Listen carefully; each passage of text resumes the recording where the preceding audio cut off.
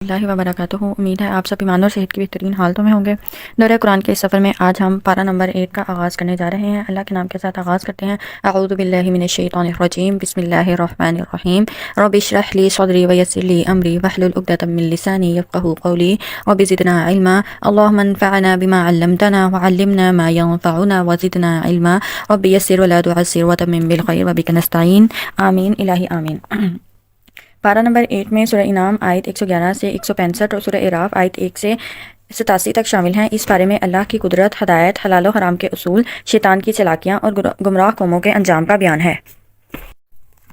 آغاز کرتے ہیں۔ بسم اللہ الرحمن الرحیم، شروع اللہ کے نام سے جو بڑا مہربان نہایت رحم کرنے والا ہے۔ سورۃ الانعام آیات 111 سے 126 میں بات ہے کفار کی ضد اور ہدایت کا راستہ۔ وَلَوْ أَنَّنَا نَزَّلْنَا إِلَيْهِمُ الْمَلَائِكَةَ وَكَلَّمَهُ الْمَوْتَى، اور اگر بے شک ہم ان کی طرف فرشتے نازل کرتے اور ان سے مردے کلام کرتے اور ہم ان کی ہر مطلوبہ شے ان کے سامنے پیش کر دیتے تو بھی وہ ایمان نہ لاتے، یعنی جو معجزات وہ طلب کر رہے تھے اگر انہیں وہ دے دیے جاتے پھر بھی وہ ایمان نہ لاتے۔ ہاں اگر اللہ ایسا چاہتا تو اور بات تھی، یعنی اگر اللہ کی طرف سے ان کی نصیب میں یا ان کے لیے ہدایت لکھی ہوتی تو پھر اور بات تھی، لیکن ان میں سے اکثر جہالت میں ڈوبے ہوئے ہیں۔ اور اسی طرح ہم نے انسانوں اور جنوں میں شیاطین ہر نبی کے دشمن بنائے، ان میں سے ہر ایک دوسرے کے کان میں چکنی چپڑی باتیں ڈالتا رہتا ہے، یعنی وہ وسوسہ ڈالتا رہتا ہے تاکہ اسے دھوکے میں رکھے۔ اور انسانوں اور جنوں میں سے مراد یہاں پہ جو کہا نا انسانوں اور جنوں میں سے شیاطین، یعنی انسانوں میں بھی کچھ ایسی خصلت کے لوگ موجود ہیں جو شیاطین میں جو ہیں وہ شامل ہوتے ہیں۔ اور یہ وہی بات ہے جو مختلف انداز میں رسول اللہ صلی اللہ علیہ وسلم کی تسلی کے لیے فرمائی گئی کہ آپ سے پہلے جتنے بھی انبیاء گزرے ان کی تکذیب کی گئی، انہیں ایذائیں دی گئی۔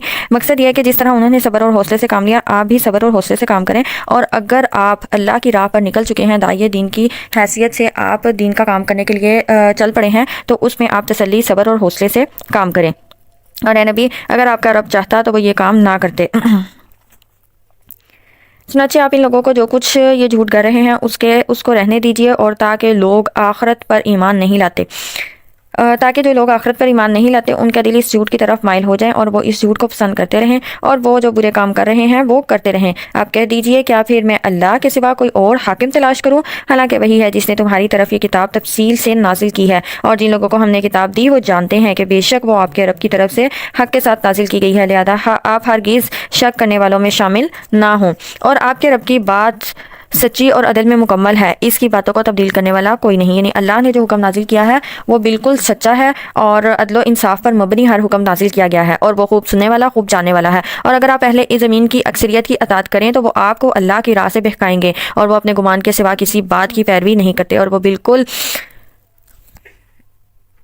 اٹکل سے کام لیتے ہیں یا اٹکل والی باتیں ہی کرتے ہیں۔ یہاں پہ یہ کہا جا رہا ہے کہ اگر آپ کو کسی چیز کی کثرت نظر آ رہی ہے، کسی طرف لوگوں کی اکثریت نظر آ رہی ہے، تو یہ اس بات کی دلیل نہیں ہے کہ وہ صحیح ہے، ہو سکتا ہے کہ وہ اپنے گمان کی وجہ سے آپ کو بھی گمراہ کر دیں۔ بے شک آپ کا رب اس شخص کو خوب جانتا ہے جو اس کی راہ سے بہکتا ہے، اور وہ ہدایت یافتہ لوگوں کو بھی خوب جانتا ہے۔ چنانچہ تم اس جانور کا گوشت کھاؤ جس پر اللہ کا نام پڑا گیا ہو، اگر تم اس کی آیات پر ایمان لانے والے ہو، اور تمہیں کیا ہو گیا ہے کہ تم اس حلال جانور کا گوشت نہ کھاؤ جس پر اللہ کا نام پڑا گیا ہو، حالانکہ اللہ نے ان سب جانوروں کے بارے میں تفصیل سے بتا دیا ہے جو اس نے تم پر حرام کیے ہیں، مگر جسے تم کھانے پر مجبور ہو جاؤ تو وہ بھی حلال ہے۔ یعنی اگر آپ کسی ایسی جگہ پہ ہیں مجبوری کی حالت میں جہاں حلال کھانا میسر نہیں، تو جان بچانے کے لیے اتنا کھایا جا سکتا ہے جتنا آپ کو کفایت کر جائے، یعنی اس میں اپنے شوق اور ذوق کے لیے نہیں بلکہ جان بچانے کے لیے مجبوری کی حالت میں آپ کھا سکتے ہیں۔ اور بے شک اکثر لوگ اپنے خواہشات سے بغیر علم کے دوسروں کو بہکاتے ہیں۔ اور یہاں پہ یہ بات پتہ چلی ہے کہ علم کا ہونا کتنا ضروری ہے۔ جب انسان کے پاس علم ہوتا ہے تو وہ خود کو بھی ہدایت کی راہ پر لے کر جانے کے قابل ہوتا ہے، اور دوسروں کی بھی رہنمائی کر سکتا ہے، لیکن جب انسان کے پاس اپنے پاس ہی علم نہیں ہوگا تو وہ کسی کو ہدایت کی بات کیسے بتا سکتا ہے۔ بے شک آپ کا رب حد سے گزرنے والوں کو خوب جانتا ہے، اور تم کھلے اور چھپے گناہ چھوڑ دو، اور بے شک جو لوگ گناہ کرتے ہیں ان کو ان عملوں کی جلد سزا ملے گی جو وہ کرتے رہے ہیں۔ اور تم اس جانور کا گوشت مت کھاؤ جس پر اللہ کا نام نہ پڑا گیا ہو، کیونکہ یہ کھانا یقیناً نافرمانی ہے، اور بے شک شیاطین اپنے دوستوں کے ذہنوں میں شبہ ڈالتے ہیں تاکہ تم سے جھگڑا کریں، اور اگر تم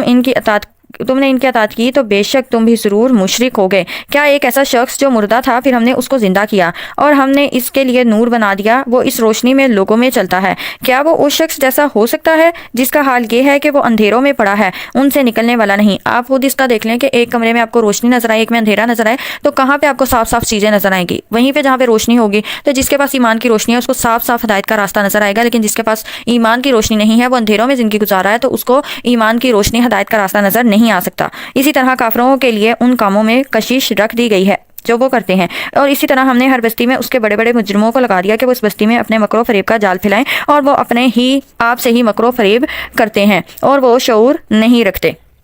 آگے اچھا یہ ابھی 126 تک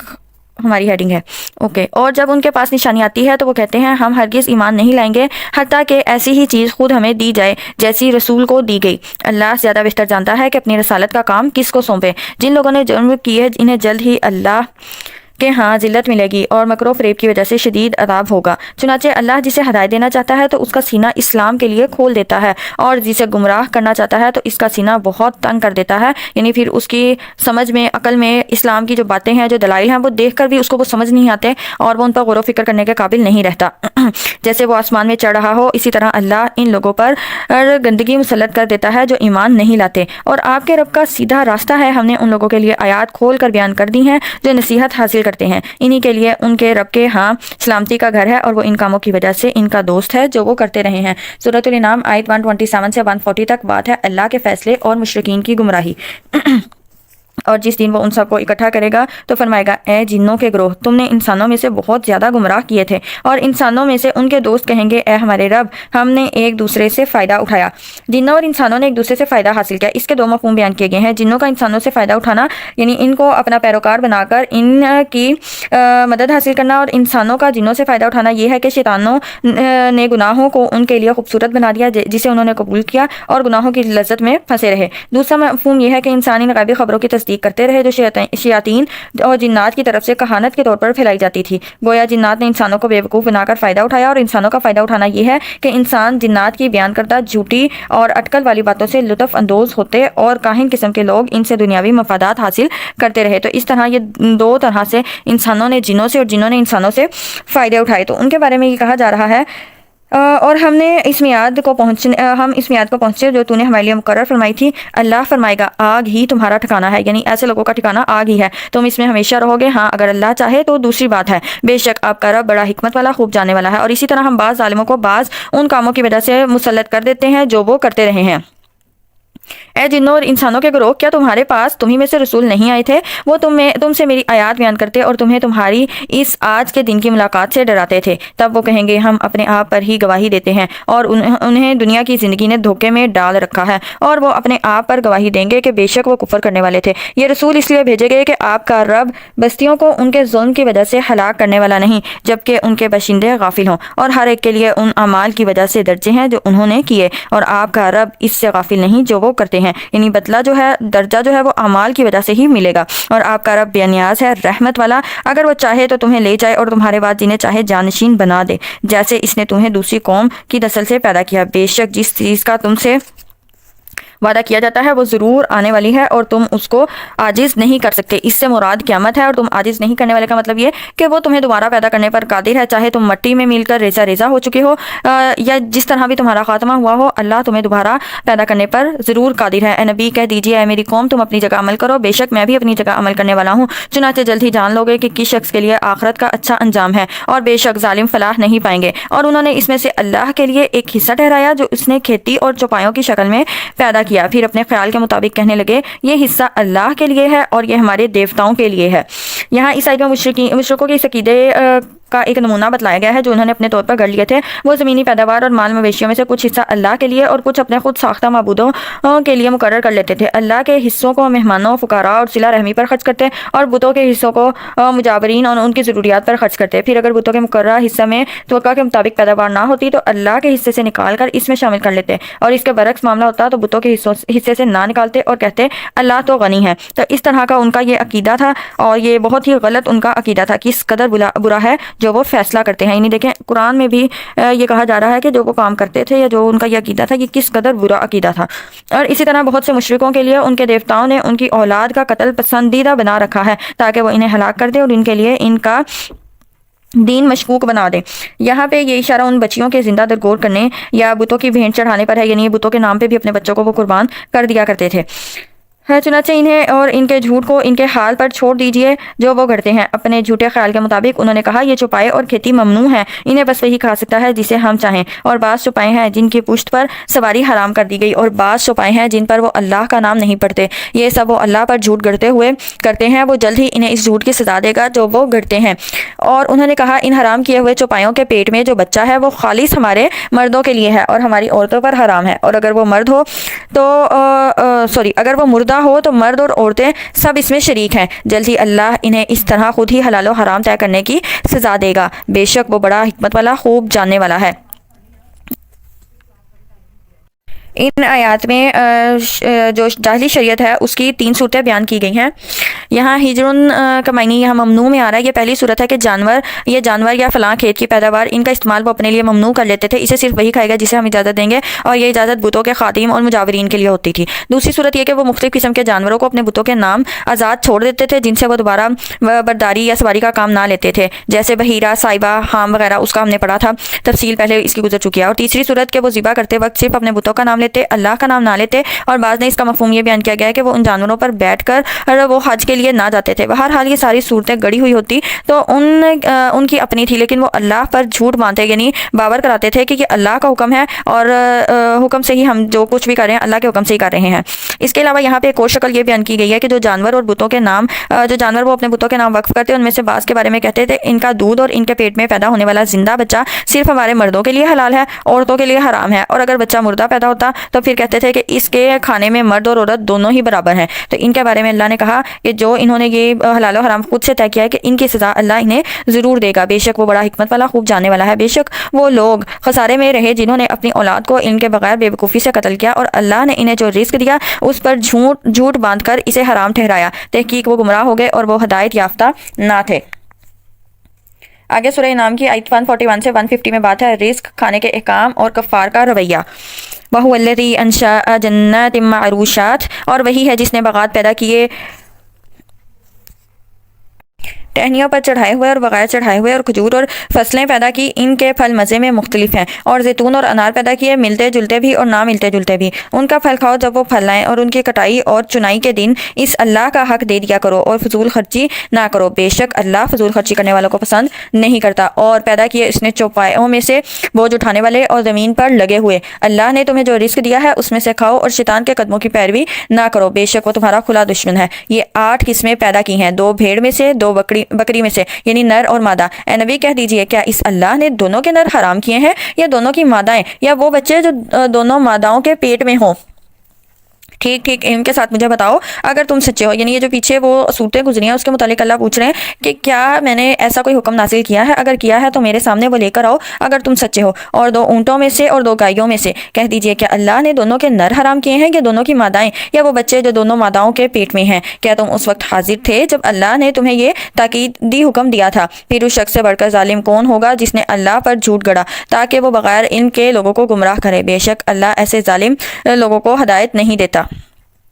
اے نبی کہہ دیجئے میری طرف جو وحی کی گئی ہے میں اس میں سے کوئی ایسی چیز نہیں پاتا جو کسی کھانے والے پر یا جو اسے کھائے حرام ہو، مگر یہ کہ وہ مردار ہو، بہایا ہوا خون ہو یا سور کا گوشت، کیونکہ وہ ناپاک ہیں، یا وہ فسق ہو کہ ذبح کرتے وقت اس پر اللہ کے سوا کسی اور کا نام پکارا گیا ہو۔ پھر جو شخص مجبور ہو جائے شرطیہ وہ سرکشی کرنے والا یا حد سے گزرنے والا نہ ہو تو بے شک بے شک آپ کا رب بڑا بخشنے والا نہایت رحم کرنے والا ہے۔ اور جو لوگ یہودی ہوئے ان پر ہم نے ہر ناخن والا جانور حرام کیا تھا، اور گائے اور بکری میں ان پر ان کی چربی حرام کی تھی سوائے اس چربی کے جو ان کے پٹھوں یا آنتوں کے ساتھ لگی ہوئی ہو یا ہڈی کے ساتھ ملی ہوئی ہو، یہ سزا ہم نے انہیں ان کی سرکشی کے باعث دی تھی اور بے شک ہم سچے ہیں۔ پھر اگر وہ آپ کو جھٹلائیں تو کہہ دیجئے تمہارا رب وسیع رحمت والا ہے اور اس کا عذاب مجرم قوم سے ٹالا نہیں جاتا۔ جن لوگوں نے شرک کیا وہ جلد ہی کہیں گے اگر اللہ چاہتا تو ہم اور ہمارے باپ دادا شرک نہ کرتے اور نہ ہم کوئی چیز حرام کرتے۔ اسی طرح ان لوگوں نے حق کو جھٹلایا تھا جو ان سے پہلے تھے، یہاں تک کہ انہوں نے ہمارا عذاب چکھ لیا۔ کہہ دیجئے کیا تمہارے پاس کچھ علم ہے تو اسے ہمارے سامنے پیش کرو، تم تو گمان ہی کی پیروی کرتے ہو اور تم اٹکل سے کام لیتے ہو۔ کہہ دیجئے پھر مضبوط دلیل تو اللہ ہی کی ہے، لہذا اگر وہ چاہتا تو تم سب کو ہدایت ہدایت دے دیتا۔ کہہ دیجئے تم اپنے گواہ لے آؤ جو اس بات کی گواہی دیں کہ بے شک اللہ نے ان چیزوں کو حرام کیا ہے، پھر اگر وہ گواہی دیں تو بھی آپ ان کے ساتھ گواہی نہ دیں، اور آپ ان لوگوں کی خواہشات کے پیچھے نہ چلیں جنہوں نے ہماری آیات جھٹلائی، اور نہ ان لوگوں کی پیروی کریں جو آخرت پر ایمان نہیں لاتے اور دوسروں کو اپنے رب کے برابر ٹھہراتے ہیں۔ یعنی اللہ نے یہاں پھر یہی کہا کہ اگر کوئی دلیل ہے تو وہ لے کر آؤ، حالانکہ ان کے پاس کوئی دلیل نہیں اور نہ ہی وہ سچے ہیں، تو ایسے لوگوں کی پیروی کرنے سے ہمیں بچنا چاہیے۔ 1 سے 165 میں بات ہے بنیادی اسلامی اصول اور توحید۔ قُلْ تَعَالَوْا أَتْلُوا مَا حَرَّمَ رَبُّكُمْ عَلَيْكُمْ، کہہ دیجئے آؤ میں پڑھ کر سناتا ہوں جو کچھ تمہارے رب نے تم پر حرام کیا ہے، یہ کہ تم اس کے ساتھ کسی چیز کو شریک نہ ٹھہراؤ،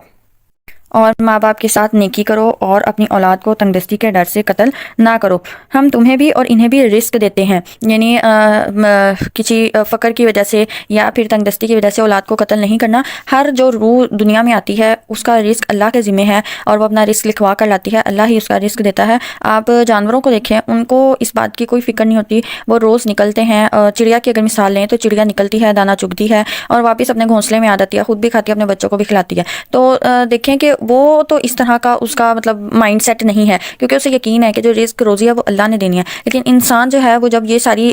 سوچ لے آتا ہے کہ اس نے کرنا ہے یا اس نے یہ سارے انتظامات کرنے ہیں رزق اور روزی کے، تو یہ چیز غلط ہو جاتی ہے۔ یہاں پہ انسان کو اپنا یقین صرف کہنے کی حد تک نہیں، عمل کے ذریعے سے بھی یہ ثابت کرنا چاہیے کہ اسے اس بات کا یقین ہے کہ اللہ ہی روزی دینے والا ہے۔ اور جب انسان کو یہ یقین ہو جائے گا تو پھر وہ اس طرح کے گناہ کا ارتکاب نہیں کرے گا۔ اور یہ ہے کہ کاموں کے قریب نہ جاؤ، خواہ وہ ظاہر ہوں یا چھپے ہوئے ہوں، اور کسی ایسی جان کو قتل مت کرو جسے اللہ نے حرام کیا ہو، سوائے اس کے جس کا قتل برحق ہو۔ ان ساری باتوں کی اللہ نے تمہیں تاکید کی ہے تاکہ تم عقل سے کام لو، اور تم یتیم کے مال کے قریب نہ جاؤ مگر اس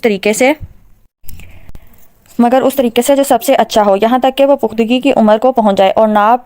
تم ناپ اور تول کو انصاف کے ساتھ پورا دو، اور ہم کسی جان کو اس کی طاقت سے بڑھ کر تکلیف نہیں دیتے۔ اور جب تم کوئی بات کہو تو انصاف سے کام لو، اگرچہ معاملہ تمہارے قریبی رشتہ داروں کا ہی ہو۔ یعنی اگر تمہارے قریبی رشتہ داروں کے درمیان یا کسی دوسرے انسان کے درمیان تمہیں کوئی فیصلہ کرنا چاہ رہا ہے تو انصاف سے فیصلہ کرو، انصاف سے کام لو۔ ایسے نہ کرو کہ اپنی قرابت داری کی وجہ سے تم زیادتی کا فیصلہ کر دو، یا کسی کے حق میں تم فیصلہ کر دو جو انصاف کے بالکل خلاف ہو۔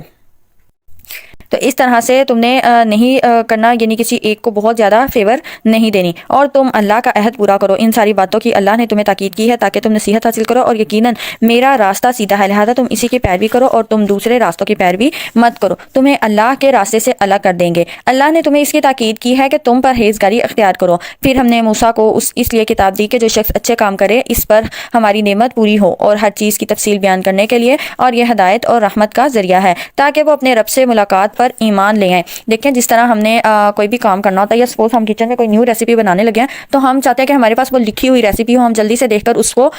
کر لیں۔ تو یہاں قرآن میں اللہ نے زندگی کا سارا طریقہ بیان کیا ہے، زندگی کی ساری وہ ریسیپیز اللہ نے بیان کر دی ہیں۔ تو انسان کو چاہیے کہ انسان اس قرآن کو پڑھے، قرآن کو سمجھے اور اپنی زندگی کو اس کے مطابق ڈھالے تاکہ آپ کی جو زندگی ہے وہ بالکل سموتھ اور اچھی گزرے۔ اور ہر چیز کی تفصیل بیان کرنے کے لیے، اور یہ ہدایت اور رحمت کا ذریعہ ہے تاکہ وہ اپنے رب کی ملاقات پر ایمان لے آئیں۔ اور یہ قرآن ایک عظیم کتاب ہے، ہم نے اسے نازل کیا، یہ برکت والی ہے، بس تم اس کی پیروی کرو اور پرہیزگاری اختیار کرو تاکہ تم پر رحم کیا جائے،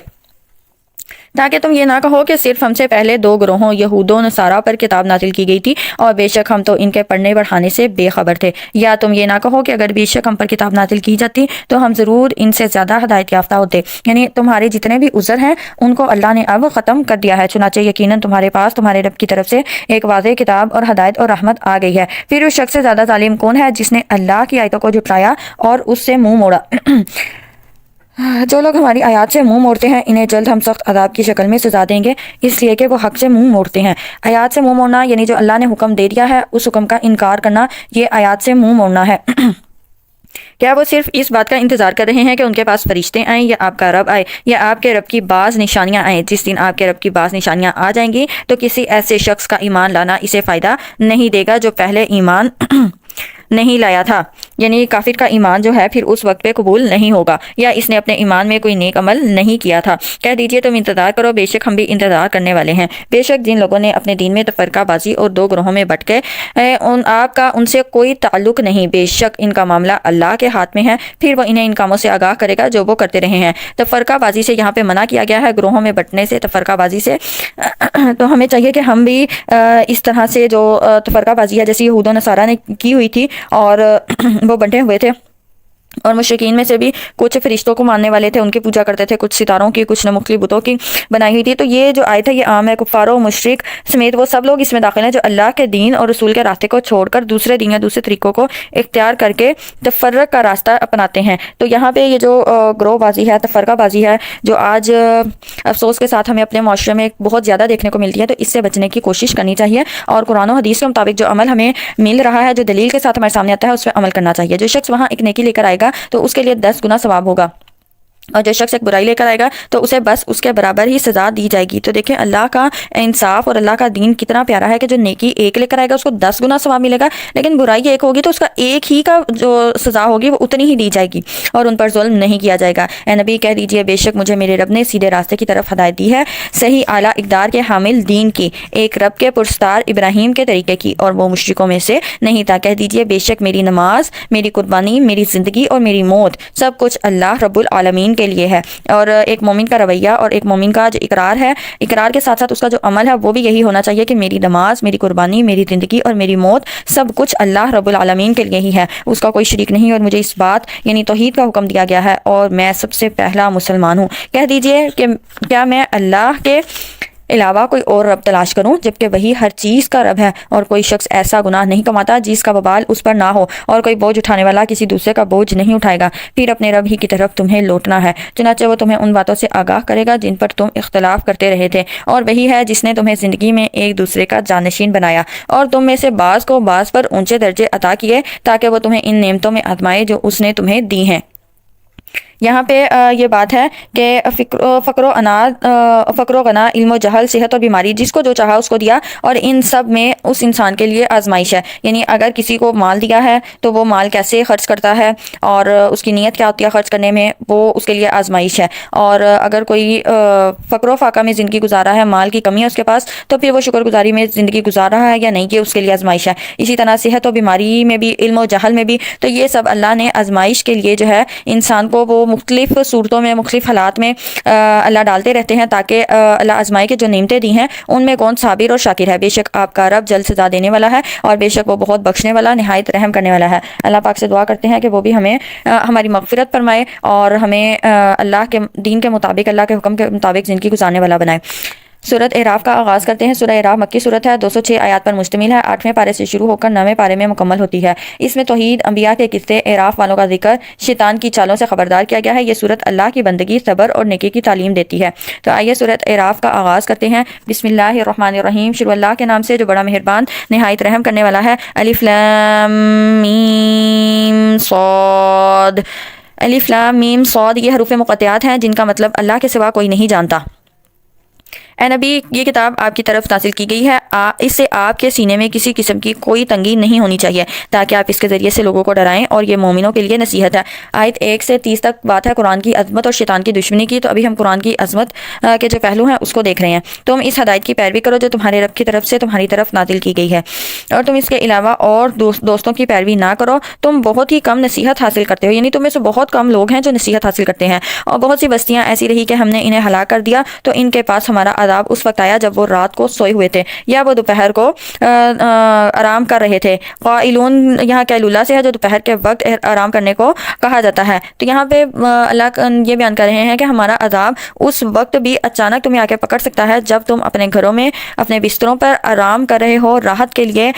تم بے خبر بستروں میں سو رہے ہو، تب بھی تمہیں عذاب آ کر پکڑ سکتا ہے۔ تو اپنے جو اعمال ہیں انہیں ہمیں اچھا کرنا چاہیے، درست کرنا چاہیے، سیدھے راستے پہ چلنے کی کوشش کرنی چاہیے۔ پھر جب ان کے پاس ہمارا عذاب آ گیا تو ان کی پکار بس یہی تھی کہ وہ کہہ اٹھے بے شک ہم ہی ظالم تھے۔ چنانچہ ہم ان لوگوں سے ضرور سوال کریں گے جن کی طرف رسول بھیجے گئے تھے، اور ہم رسولوں میں سے بھی ضرور سوال کریں گے، پھر ہم سب کچھ اپنے علم سے ان کے سامنے ضرور بیان کریں گے، اور ہم دنیا میں غائب غیر حاضر تو نہ تھے۔ یعنی اللہ ہر چیز کو دیکھ رہا ہے، اور قیامت والے دن انسان جو کچھ کرتا رہا ہے وہ اس کے سامنے پیش کر دیا جائے گا، اور اس دن اعمال کا وزن کیا جانا برحق ہے۔ پھر جس شخص کے نیک اعمال کا وزن بھاری ہوگا تو وہی فلاح پانے والے ہیں، اور جس شخص کے نیک اعمال وزن میں ہلکے ہیں تو وہی لوگ ہیں جنہوں نے اپنی جانوں کو خطارے میں ڈالا، اس لیے کہ وہ ہماری آیات کے ساتھ بے انصافی کرتے تھے۔ اور بلا شبہ ہم نے تمہیں زمین میں قدرت دی اور اس میں تمہارے لیے گزران کے اسباب فراہم کر دیے، تم بہت کم شکر کرتے ہو۔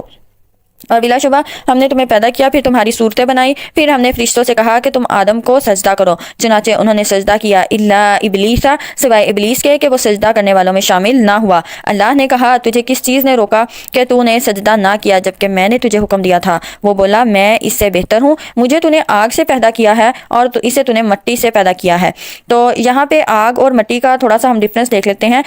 جو آگ ہے، آگ میں ایک غرور و تکبر کا عنصر پایا جاتا ہے، جبکہ مٹی میں عاجزی کا عنصر پایا جاتا ہے۔ تو آپ نے دیکھا ہوگا آگ جب بھی جلائی جاتی ہے تو وہ اوپر کو اٹھتی ہے، اور مٹی کو آپ پھینکیں تو وہ نیچے کو جاتی ہے۔ تو یہاں پہ یہ چیز بھی ہے کہ انسان کی تخلیق جس چیز سے کی جاتی ہے اس کا بھی اس کے اوپر اثر ہوتا ہے۔ تو اسی چیز کو ذہن میں رکھتے ہوئے ابلیس نے مٹی کو حقیر جانا اور کہا کہ ایک مٹی سے بنے ہوئے انسان کو میں کیوں سجدہ کروں، میں اس سے بہتر ہوں، میں آگ سے پیدا کیا گیا ہوں۔ اللہ نے کہا پھر تو اس آسمان سے اتر جا، کیونکہ تیرے لائق یہ نہیں تھا کہ تو اس میں تکبر کرتا، لہذا تو نکل جا، بے شک تو ذلیل ہونے والوں میں سے ہے۔ اس نے کہا تو مجھے اس دن تک مہلت دے جب تک لوگ قبروں سے اٹھائے جائیں گے، یعنی قیامت کا دن۔ اللہ نے کہا بے شک تو مہلت دے دیے گئے لوگوں میں سے ہے۔ وہ بولا بس اس وجہ سے کہ تو نے مجھے گمراہ کیا۔ اس جملے سے یہ بھی پتہ چلا ہے کہ انسان یہ جو شیطانی رویہ ہے، اب اگر انسان سے کوئی غلطی ہو جاتی ہے تو انسان اس کا ذمہ دار کیا کرتا ہے؟ اللہ کو ٹھہرا دیتا ہے،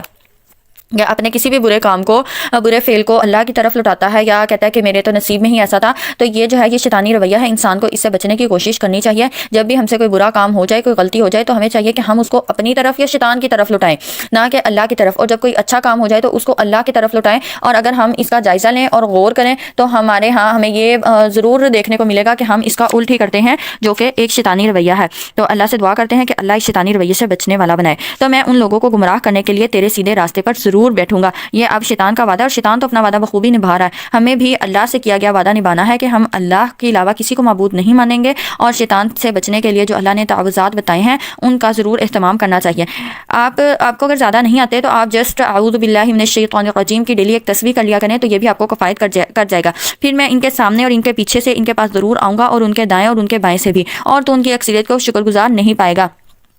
اللہ نے فرمایا نکل جا اس سے، ذلیل دھتکارا ہوا، پھر ان میں سے جو تیری پیروی کرے گا تو یقیناً میں جہنم کو تم سب سے بھر دوں گا۔ اور اے آدم تو اور تیری بیوی جنت میں رہو، اور تم دونوں جہاں سے چاہو کھاؤ، اور تم دونوں اس درخت کے قریب مت جانا ورنہ تم دونوں ظالموں میں سے ہو جاؤ گے۔ پھر شیطان نے ان دونوں کو بہکانے کے لیے ان کے دل میں وسوسہ ڈالا تاکہ ان کے لیے ان کی شرمگاہیں ظاہر کر دے جو ان سے چھپائی گئی تھی۔ اور شیطان نے کہا تمہارے رب نے تمہیں صرف اس لیے روکا ہے کہ کہیں تم دونوں فرشتے نہ بن جاؤ، یا کہیں تم دونوں ہمیشہ رہنے والوں میں سے نہ ہو جاؤ۔ اور اس نے ان دونوں کے سامنے قسم کھائی کہ بے شک میں تم دونوں کے خیر خواہوں میں سے ہوں۔ چنانچہ شیطان نے ان دونوں کو دھوکہ دے کر پھسلا دیا۔ پھر جب ان دونوں نے اس درخت کا پھل چکھا تو ان دونوں کی شرمگاہیں ان پر ظاہر ہو گئی، اور وہ دونوں اپنے اوپر جنت کے پتے چپکانے لگے تاکہ وہ سطر ڈھانک سکے۔ اور ان کے رب نے ان کو آواز دی کیا میں نے تمہیں اس درخت سے نہیں روکا تھا، اور میں نے تمہیں یہ نہیں کہا تھا کہ شیطان تم دونوں کا کھلا دشمن ہے؟ اور انہوں نے کہا اے ہمارے رب ہم نے اپنے اوپر ظلم کیا، اور اگر تو نے ہمیں نہ بخشا اور ہم پر رحم نہ کیا تو یقیناً ہم خسارہ پانے والوں میں سے ہو جائیں گے۔ یہاں پہ یہ دعا ہے، اس کو آپ انڈر لائن کر لیں، ربنا ظلمنا انفسنا وان لم تغفر لنا وترحمنا لنکونن من الخاسرین۔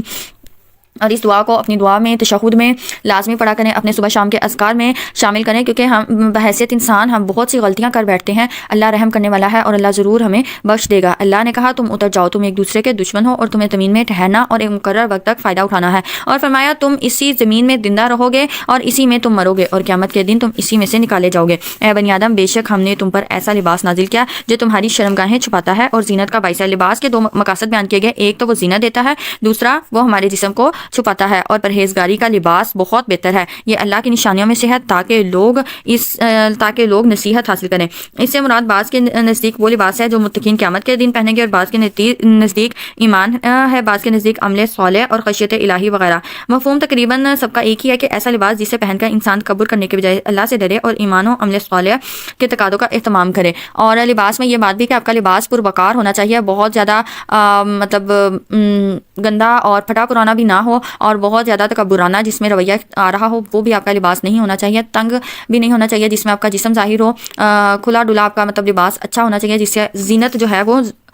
جس میں ایک زینت نظر آئے، ایک وقار نظر آئے، اللہ کی نشانیوں میں سے ہے تاکہ لوگ نصیحت حاصل کریں۔ اے بنی آدم کہیں شیطان تمہیں فتنے میں نہ ڈال دے جس طرح اس نے تمہارے ماں باپ کو جنت سے نکلوایا تھا جب اس نے ان دونوں کا لباس اتروایا تھا تاکہ ان کو ان کی شرمگاہیں دکھا دے۔ بے شک وہ اور اس کا قبیلہ تمہیں دیکھتا ہے جہاں سے تم انہیں نہیں دیکھ سکتے۔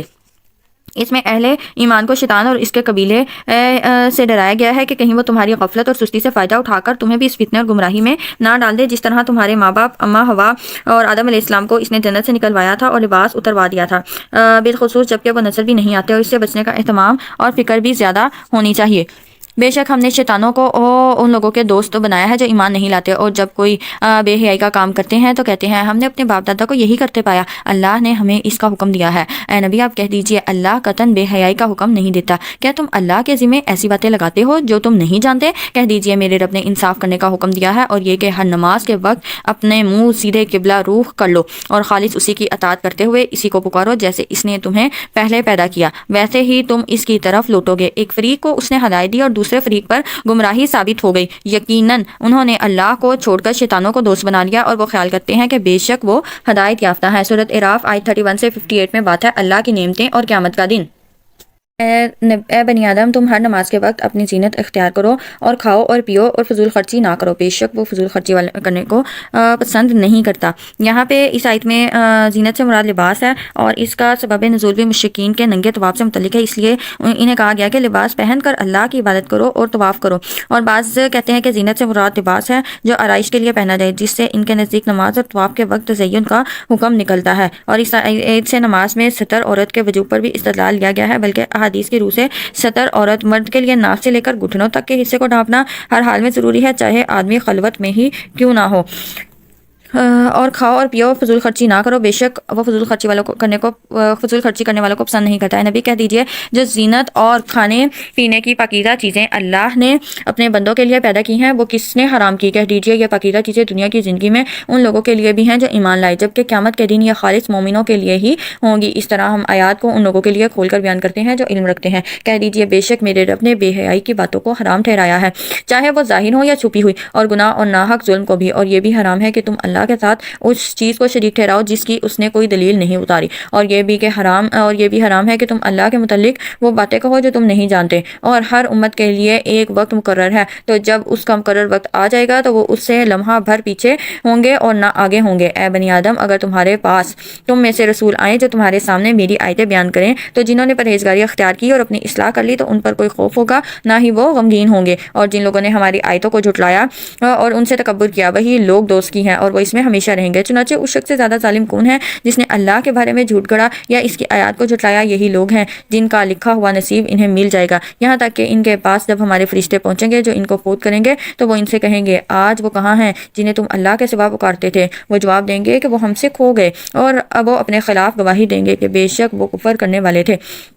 اللہ فرمائے گا تم ان امتوں کے ساتھ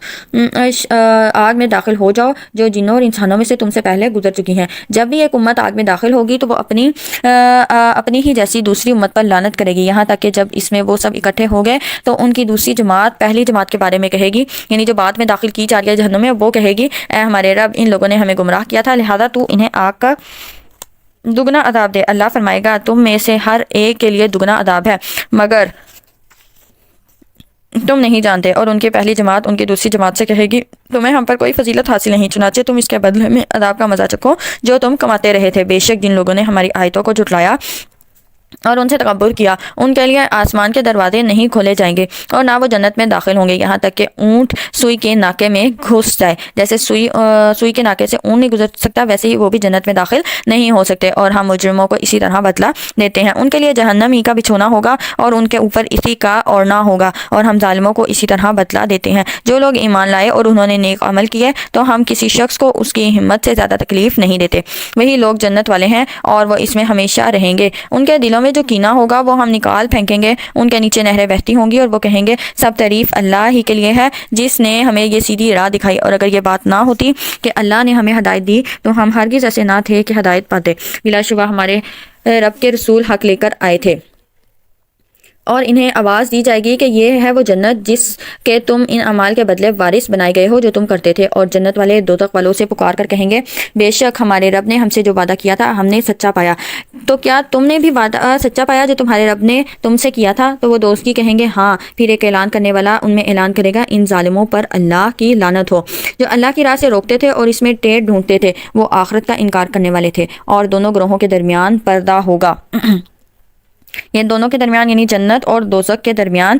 جو ہے پردہ ہوگا، اور اعراف پر کچھ لوگ ہوں گے۔ یہاں پہ یہ کون لوگ ہوں گے، ان کی تعین میں مفسرین کے درمیان خاصا اختلاف ہے۔ اکثر مفسرین کے نزدیک یہ وہ لوگ ہیں جن کی نیکیاں اور برائیاں برابر ہوں گی، ان کی نیکیاں جہنم میں جانے سے اور برائیاں جنت میں جانے سے مانع ہوں گی، یوں اللہ کی طرف سے قطعی فیصلہ ہونے تک وہ درمیان میں معلق رہیں گے۔ تو وہ اعراف پر کچھ لوگ ہوں گے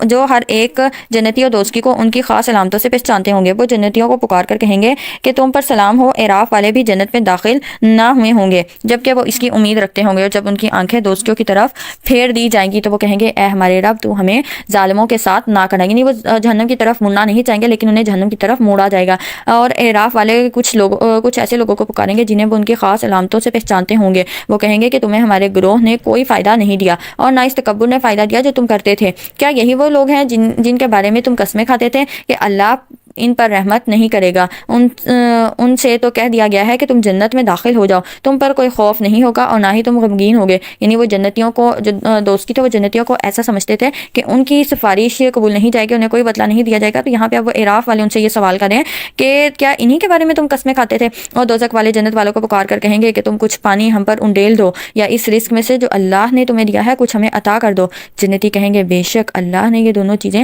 کافروں پر حرام کر دی ہیں۔ استغفر اللہ۔ اس وقت آپ اس کو تھوڑا سا سوچیں کہ اللہ نے ان پر پانی بھی حرام کر دیا ہے، وہاں اگر پانی ہوگا بھی تو وہ کھولتا ہوا گرم پیپ والا پانی ہوگا، اور جو کھانا ہے وہ بھی کانٹے دار پھل اور درخت ہوں گے۔ استغفر اللہ۔ تو یہ جو چیز ہے، یعنی دیکھیں کہ یہ ساری جو نعمتیں ہیں اگر ان کافروں کو دنیا میں مل رہی ہیں تو آخرت میں ان کے لیے کوئی حصہ نہیں ہوگا۔ وہ لوگ جنہوں نے اپنے دین کو کھیل تماشا بنا لیا اور انہیں دنیاوی زندگی نے دھوکے میں ڈال دیا، چنانچہ آج ہم انہیں اسی طرح بھلا دیں گے جس طرح انہوں نے اپنے اس دن کی ملاقات کو بھلا دیا تھا، اور جیسے کہ وہ ہماری آیتوں کا انکار کرتے تھے، اور ہم ان کے پاس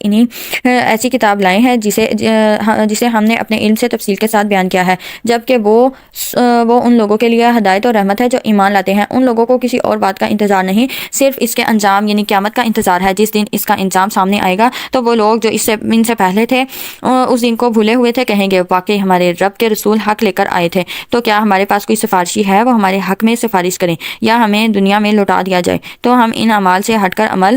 کریں گے جو ہم پہلے کیا کرتے تھے۔ بے شک انہوں نے اپنے آپ کو خسارے میں ڈالا اور وہ ساری باتیں ہوا ہو گئی جو وہ کرتے تھے۔ بے شک تمہارا رب وہ اللہ ہے جس نے آسمانوں اور زمین کو 6 دنوں میں پیدا کیا، پھر وہ عرش پر مستوی ہوا۔ وہ دن کو رات سے اس طرح ڈھانپتا ہے کہ وہ رات جلدی سے اس دن کو آ لیتی ہے، اور اس نے سورج، چاند اور تارے اس طرح پیدا کیے کہ وہ سب اللہ کے حکم کے پابند کر دیے گئے۔ آگاہ رہو، پیدا کرنا اور حکم صادر کرنا اسی کے لیے روا ہے، اور اللہ رب العالمین بہت بابرکت ہے۔ تم اپنے رب کو آہوازاری کرتے ہوئے چپکے چپکے پکارو، بے شک وہ حد سے گزرنے والوں کو پسند نہیں کرتا۔ اور زمین کی اصلاح کے بعد تم اس میں فساد نہ کرو، اور اللہ کو خوف سے اور طمع کرتے ہوئے پکارو، بے شک اللہ کی رحمت احسان کرنے والوں کے قریب ہے، اور وہی تو ہے جو اپنی رحمت سے پہلے خوشخبری دینے والی ہوائیں بھیجتا ہے، حتیٰ کہ جب وہ ہوائیں بھاری بادلوں کو اٹھاتی ہیں تو ہم انہیں کسی مردہ شہر کی طرف پھانک دیتے ہیں، پھر ہم ان کے ذریعے سے پانی نازل کرتے ہیں، پھر ہم اس کے ذریعے سے زمین سے ہر طرح کے پھل نکالتے ہیں، اس طرح ہم مردوں کو قبر سے نکالیں گے تاکہ تم نصیحت حاصل کرو۔ اور جو ستھری زمین ہوتی ہے اس کی پیداوار اپنے رب کے حکم سے خوب نکلتی ہے، جو خراب زمین ہوتی ہے اس کی پیداوار ناقص ہی نکلتی ہے۔ اب انسان کا دل اگر زرخیز ہے تو اس میں جو ایمان کی کھیتی ہے وہ بھی بہت اچھی ہوگی، لیکن اگر وہ خراب یا بنجر ہے تو پھر وہاں کوئی بھی کھیتی پھل پھول نہیں سکتی۔ اسی طرح ہم اپنی آیات کو ان لوگوں کے لیے پھر پھر کر بیان کرتے ہیں جو شکر کرتے ہیں۔ سورۃ اعراف آیت 59 سے 87 میں بات ہے انبیاء کی دعوت اور قوموں کا انجام۔ ہم نے نوح کو اس کی قوم کی طرف بھیجا، چنانچہ اس نے کہا اے میری قوم تم اللہ کی عبادت کرو اور اس کے سوا تمہارے لیے کوئی معبود نہیں، بے شک میں تم پر بہت بڑے دن کا عذاب آنے سے ڈرتا ہوں۔ اور اس کی قوم میں سے بعض سرداروں نے کہا بے شک ہم تجھے کھلی گمراہی میں دیکھتے ہیں۔ اور نوح نے کہا اے میری قوم میں گمراہ نہیں ہوں بلکہ میں تو سب جہانوں کے رب کی طرف سے رسول ہوں، میں تمہیں اپنے رب کے پیغامات پہنچاتا ہوں اور تمہاری خیرخواہی کرتا ہوں، اور میں اللہ کی طرف سے وہ باتیں جانتا ہوں جو تم نہیں جانتے۔ کیا تم اس بات پر تعجب کرتے ہو کہ تمہارے پاس تمہارے رب کی طرف سے ایک ایسے آدمی کے ذریعے سے نصیحت آ گئی جو تم میں سے ہے، تاکہ وہ تمہیں ڈرائے اور تاکہ تم ڈر جاؤ اور تاکہ تم پر رحم کیا جائے۔ پھر انہوں نے نوح کو جھٹلایا تو ہم نے ان سے ان لوگوں کو جو اس کے ساتھ ایمان لانے والے تھے کشتی میں بچا لیا، اور ہم نے ان لوگوں کو غرق کر دیا جو ہماری آیتوں کو جھٹلاتے تھے۔ بے شک وہ لوگ دل کے اندھے تھے۔ اور ہم نے قوم عاد کی طرف ان کے بھائی ہود کو بھیجا۔ ہود علیہ السلام کی قوم عاد، اس نے کہا میری قوم تم اللہ کی عبادت کرو، اس کے سوا تمہارے لیے کوئی معبود نہیں، کیا پھر تم ڈرتے نہیں؟ اس کی قوم میں سے کافی چودھری کہنے لگے بے شک ہم تجھے بے وقوفی میں پڑا دیکھتے ہیں اور بے شک ہم تجھے جھوٹوں میں گمان کرتے ہیں۔ یہود علیہ السلام نے کہا ہے میری قوم میں بے وقوف نہیں ہوں، بلکہ میں تو سب جہانوں کے رب کی طرف سے رسول ہوں، میں اپنے رب کے پیغامات تمہیں پہنچاتا ہوں اور میں تمہارا خیر خواہ اور امین ہوں۔ کیا تم اس بات پر تعجب کرتے ہو کہ تمہارے رب کی طرف سے تمہارے پاس ایک ایسے آدمی کے ذریعے سے نصیحت آئی ہے جو تم ہی میں سے ہے، تاکہ وہ تمہیں ڈرائے؟ اور یاد کرو جب اس نے قوم نوح کے بعد تمہیں زمین میں ایک دوسرے کا جانشین بنایا اور تمہیں قد و قامت میں بڑھوتری دی، لہذا تم اللہ کی نعمتیں یاد کرو تاکہ تم فلاح پاؤ۔ انہوں نے کہا کیا تو ہمارے پاس اس لیے آیا ہے کہ ہم ایک اکیلے اللہ کی عبادت کریں اور انہیں چھوڑ دیں جن کی ہمارے باپ دادا عبادت کرتے تھے؟ چنانچہ اگر تو سچوں میں سے ہے تو ہم پر وہ عذاب لے آ جس سے تو ڈراتا ہے۔ ہود علیہ السلام نے کہا تمہارے رب کی طرف سے تم پر عذاب اور غضب نازل ہوا ہی جاتا ہے۔ کیا تم مجھ سے ان ناموں کے بارے میں جھگڑتے ہو جو تم نے اور تمہارے آباء و اجداد نے رکھ لیے ہیں؟ اللہ نے ان کی کوئی دلیل نازل نہیں فرمائی، چنانچہ تم انتظار کرو، بے شک میں بھی تمہارے ساتھ انتظار کرنے والا ہوں۔ پھر ہم نے ہود کو اور ان لوگوں کو جو اس کے ساتھ تھے رحمت کے ساتھ نجات دی، اور ہم نے ان لوگوں کی جڑ کاٹ دی جنہوں نے ہماری آیات کو جھٹلایا اور وہ ایمان والے نہ تھے۔ اور ہم نے قوم سمود کی طرف ان کے بھائی صالح کو بھیجا۔ صالح علیہ السلام نے کہا اے میری قوم تم اللہ کی عبادت کرو، اس کے سوا تمہارا کوئی معبود نہیں، تحقیق تمہارے پاس تمہارے رب کی طرف سے واضح دلیل آ گئی ہے، یہ اللہ کی اونٹنی ہے جو تمہارے لیے خاص نشانی ہے، چنانچہ تم اسے چھوڑ دو کہ اللہ کی زمین میں چرتی پھرے، اور اسے برائی کے ساتھ ہاتھ نہ لگانا اور تمہیں بہت دردناک عذاب پکڑ لے گا۔ اور یاد کرو جب اس نے تمہیں قوم عاد کے بعد ایک دوسرے کا جانشین بنایا اور تمہیں زمین میں ٹھکانہ دیا، اور تم اس کی نرم مٹی سے محلات بناتے ہو اور پہاڑوں سے گھر تراشتے ہو، چنانچہ تم اللہ کی نعمتوں کو یاد کرو اور زمین میں فسادی بن کر مت پھرو۔ اس قوم کے وڈیرے جنہوں نے تکبر کیا کمزور سمجھے جانے والے ایمانداروں سے کہنے لگے کیا تم یہ بات جانتے ہو کہ واقعی صالح اپنے رب کی طرف سے بھیجا ہوا ہے؟ انہوں نے کہا ہاں بلا شبہ ہم اس چیز پر ایمان لانے والے ہیں جس کے ساتھ اسے بھیجا گیا ہے۔ ان لوگوں نے کہا جنہوں نے تکبر کیا بے شک ہم اس چیز کا انکار کرنے والے ہیں جس پر تم ایمان لاتے ہو۔ اور چنانچہ انہوں نے اونٹنی کی ٹانگیں کاٹ ڈالی اور انہیں اپنے رب کے حکم سے سرکشی کی۔ یہاں پہ ایک آزمائش رکھی تھی کہ ایک دن اونٹنی سارا پانی پی جاتی تھی اور اگلے دن جو ہے وہ گاؤں والے استعمال کرتے تھے، تو وہ اس چیز سے تنگ آ کر انہوں نے اونٹنی کی جو کونچیں تھی وہ کاٹ ڈالی اور انہوں نے اپنے رب کے حکم کی سرکشی کی اور کہا اے صالح اگر تو رسولوں میں سے ہے تو ہم پر وہ عذاب لیا جس سے تو ہمیں ڈراتا ہے۔ پھر انہیں زلزلے نے آ لیا، چنانچہ وہ اپنے گھروں میں گھٹنوں کے بل مردہ گر پڑے تھے۔ تب صالح علیہ السلام نے ان سے منہ پھیر لیا اور کہا اے میری قوم بے شک میں نے تمہیں اپنے رب کا پیغام پہنچا دیا تھا اور میں نے تمہیں نصیحت کی تھی، لیکن تم نصیحت کرنے والوں کو پسند نہیں کرتے۔ اور لوط کو بھیجا جب اس نے اپنی قوم سے کہا کیا تم ایسی بے حیائی کرتے ہو جو تم سے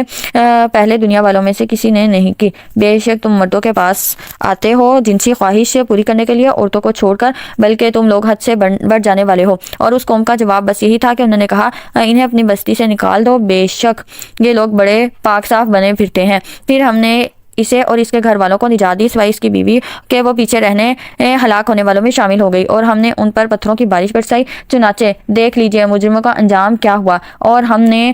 آل مدین کی طرف ان کے بھائی شعیب علیہ السلام کو بھیجا۔ اس نے کہا اے میری قوم تم اللہ کی عبادت کرو، اس کے سوا تمہارے لیے کوئی معبود نہیں، تمہارے پاس تمہارے رب کی طرف سے واضح دلیل آ گئی ہے، لہذا تم ناپ تول کو پورا کرو، لوگوں کو ان کی چیزیں کم کر کے مت دو، اور تم زمین کی اصلاح کے بعد اس میں فساد نہ کرو، یہ تمہارے لیے بہتر ہے اگر تم مومن ہو۔ پہلے قوموں میں ان کی جو بھی غلطی ہوتی تھی ان پہ ان کو جو سزا تھی وہ مل جایا کرتی تھی، لیکن اب